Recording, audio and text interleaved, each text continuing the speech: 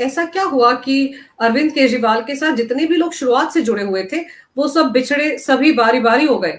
आप प्रशांत भूषण ले लीजिए, योगेंद्र यादव, आशुतोष, आशीष खेतान, कपिल मिश्रा, ये सब लोग ऐसा लगता है कि जो-जो पार्टी के अंदर कहीं न कहीं अरविंद केजरीवाल को चुनौती देने की सक्षमता रखते थे, उन सबको किनारे लगा दिया गया या ऐसे हालात बना दिए गए कि वो खुद ही पार्टी छोड़कर चले जाएँ? नहीं, वो सक्षम थे कि नहीं थे इनके नेतृत्व को चुनौती देने में, वो तो सेकेंडरी चीज हो गई।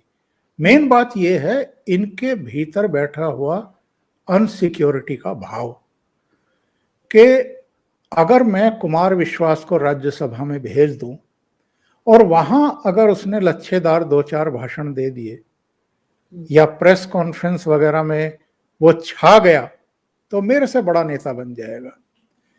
या प्रशांत भूषण जो सुप्रीम कोर्ट में तमाम तरह के पीआईएल दाखिल करके एक जमाने में तो प्रमुख चेहरा बन गए थे ना, तो प्रशांत भूषण में भी वो योग्यता थी। या लपेट लपेट करके बातें करने वाले, घुमा फिरा करके बातें करने वाले योगेंद्र यादव, वो बड़े नेता ना बन जाएं। इसी तरीके से ये आशुतोष हो, आशीष खेतान हो, जितने भी आपने नाम गिनाए हैं, वो सब के सब अगर शुरू से या कुछ समय बाद इनके साथ आकर के लगे थे और इनके हर आंदोलन में, हर मुहिम में, हर नाटक नौटंकी में, एक बार याद है आपको 26 जनवरी को ये लिहाफ ले करके लौट गए थे वहां पार्लियामेंट के नजदीक, विजय चौक पे। हाँ, तो इस तरह के जितने भी इनके ड्रामे और नाटक नौटंकी रहे, उसमें जो साझेदार थे उनको ये तो कम से कम उम्मीद थी ना कि भाई देर सवेर हमें भी कुछ तो इनाम मिलेगा, ये मेहरबान होंगे हम पे, हम इनके संघर्ष के साथी हैं। तब इनको कोई गुप्ता जी याद आ गए, दिल्ली के कोई धनपति थे, एक और याद आ गए, उनको पार्टी ने जो है राज्यसभा में भेज दिया। इसी तरीके से पंजाब में भी एक आध राघव चड्ढा को या हरभजन को छोड़ दो तो बाकी के जो लोग गए हैं उनके बारे में भी यही परसेप्शन है लोगों का कि पैसा लेकर के जो है उनको सदनों में भेजा गया है, राज्यसभा में भेजा गया, सदनों में क्या, क्योंकि लोकसभा में तो अब इनका कोई सदस्य भी नहीं बचा है। संगरूर सीट खाली हो गई थी जब भगवंत मान को चीफ मिनिस्टर बनाया था। तो इसलिए एक एक करके या तो खुद विदा हो गए जब उनके सामने अपमानजनक परिस्थितियां पैदा कर दी गई, या इन्होंने बेइज्जत करके उनको निकलने के लिए मजबूर कर दिया। और योगेंद्र यादव और प्रशांत भूषण के साथ क्या हुआ था उस मीटिंग में जब वो चले गए थे और उसके बाद उनको बीच में से ही भागना पड़ा, उन पर लगभग अटैक होने की स्थिति आ गई थी, क्योंकि पहले से रणनीति तैयार कर ली थी उन्होंने कि कैसे उनको उनसे छुटकारा पाना है। तो बचेगा कौन? अब लास्ट में देख लीजिएगा, जो और एक दो इनके पुराने मंत्रिमंडल सहयोगी बचे हुए हैं, उनके विभागों की भी जब जांच पड़ताल शुरू होगी, बचेंगे वो भी नहीं, क्योंकि गड़बड़ियां मनमानी हर विभाग में हुई है। और जहां जहां ये टेंडर छोड़े जाने या इस तरह की पॉलिसीज बदलने की इन्होंने कवायद की होगी, वो पॉलिसी क्यों बदली गई है, किसे फायदा पहुंचाने के लिए की गई है, ये सारी चीजें खुलकर के सामने आने वाली हैं। और आपको क्या लग रहा है कि जैसे मैं एक टर्म यूज कर रही थी कि अरविंद केजरीवाल है जब कि नार्सिसिस्ट है वो, क्योंकि आपको याद होगा जो भाषण उन्होंने विधानसभा में दिया था, स्पेशल सत्र बुलाकर, और कहा था कि हम मालिक हैं दिल्ली के, ये एलजी थोड़े ही मालिक है, हमारे सिर पर लाकर बैठा दिया है। इस तरह की भाषा कोई सीएम कभी सदन में इस्तेमाल करता है, वो भी संवैधानिक पद पर बैठे हुए शख्स के लिए? एक्चुअल में क्या है कि अरविंद केजरीवाल एक अलग तरह की राजनीति करते आ रहे हैं। वो एक अलग तरह की स्टाइल ले आए हैं और गलतफहमी के शिकार हैं। एक तो दिल्ली की जनता ने जो उनमें विश्वास जाहिर किया, उसके बाद अभी पंजाब की जनता ने भी कुछ और दिमाग खराब कर दिया, मैं तो ये कहूँगा। तो उसकी वजह से उनको लगता है कि मैं इस देश के सबसे अलग किस्म के नेताओं में से हूँ, तो मैं कुछ भी कह सकता हूँ सदन में खड़े होकर के। और ये चालाकी है कि आप सदन में खड़े होकर के लेफ्टिनेंट गवर्नर को गालियां बक दें या प्राइम मिनिस्टर को गालियां बक दें, क्योंकि सदन के भीतर आप बोल रहे हैं तो आप पर एफआईआर भी नहीं हो सकती, आप पर मानहानि का मामला भी नहीं चल सकता। सदन में आपके कुछ अधिकार हैं, उनका दुरुपयोग करते हैं और वहीं जाकर के गाली गलौज की भाषा का इस्तेमाल करते हैं।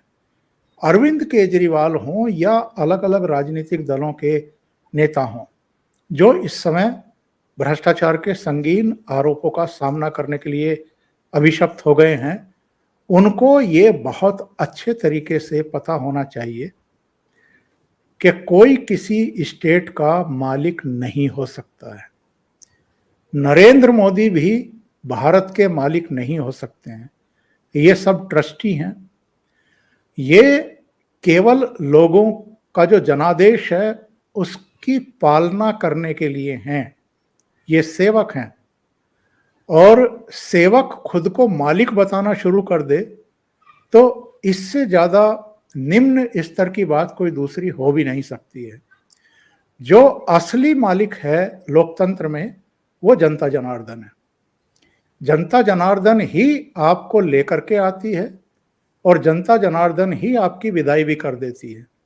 पदों पर बैठे हुए लोग अगर अहंकार में डूब जाएं, अगर बड़ी बड़ी बातें करने लगें, विनम्रता खो दें, तो लोगों की नजरों से गिरते हुए उनको अधिक समय लगता नहीं है।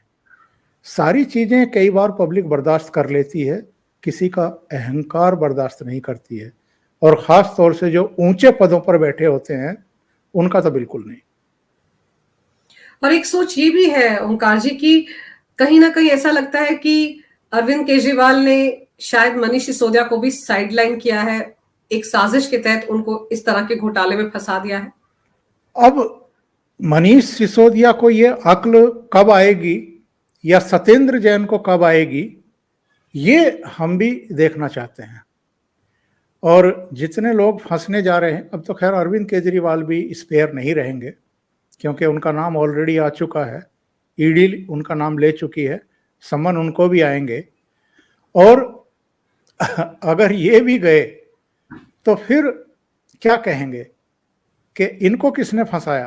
क्योंकि अगर आपकी बदनीयती है, अगर आपने तय कर लिया है कि हमको पावर का इस्तेमाल भ्रष्ट तौर तरीकों के लिए ही इस्तेमाल करना है, जनता की सेवा आप कितनी कर रहे हैं कितनी नहीं कर रहे हैं तो दिल्ली की जनता जाने, या पंजाब की जनता जान रही होगी जो उनको भुगतना पड़ रहा होगा वहां पर आपने खुद क्या किया है या अपने संगी साथियों से कराया है, ये तो आने वाला वक्त बताएगा।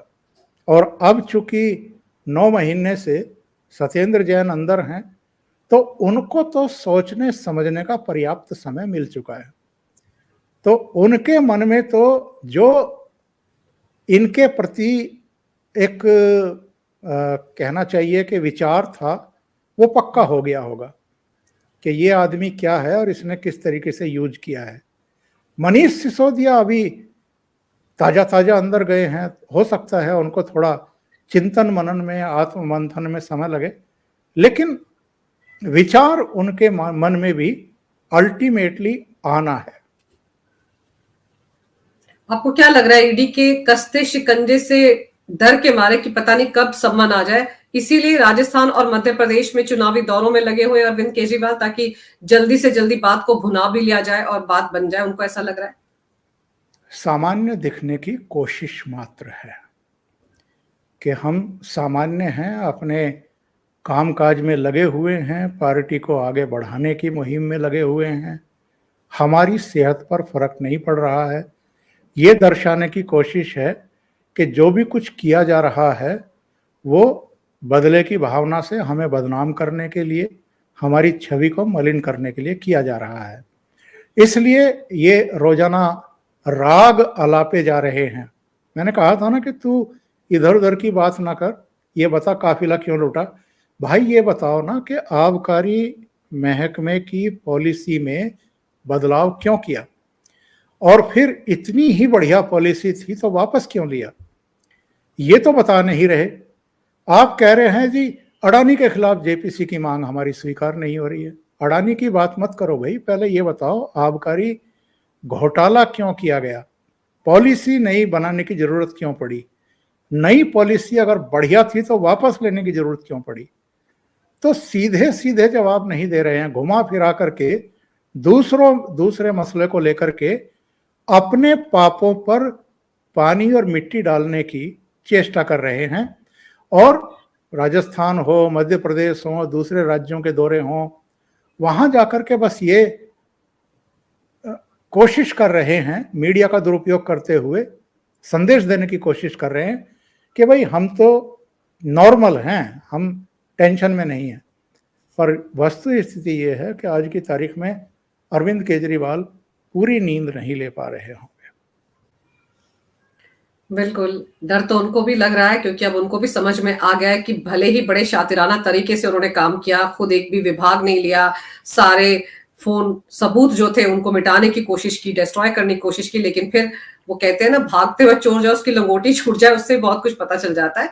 तो ये जो डिजिटल फुटप्रिंट्स है, इसके बारे में शायद उन्हें एहसास ही नहीं था और इसीलिए पकड़ में आ गए हैं। आपने अरविंद केजरीवाल और उनकी राजनीति के इर्द-गिर्द जो बारीकियाँ हैं, उन पर जो जानकारी मेरे दर्शकों को दी ओंकार जी, उसके लिए आपका बहुत-बहुत धन्यवाद। जी, नमस्कार। आपका भी धन्यवाद। आपने मेरे लिए नमस्कार। वक़्त निकाला, इसके लिए आपका दिल से शुक्रिया। बहुत धन्यवाद अंजू जी।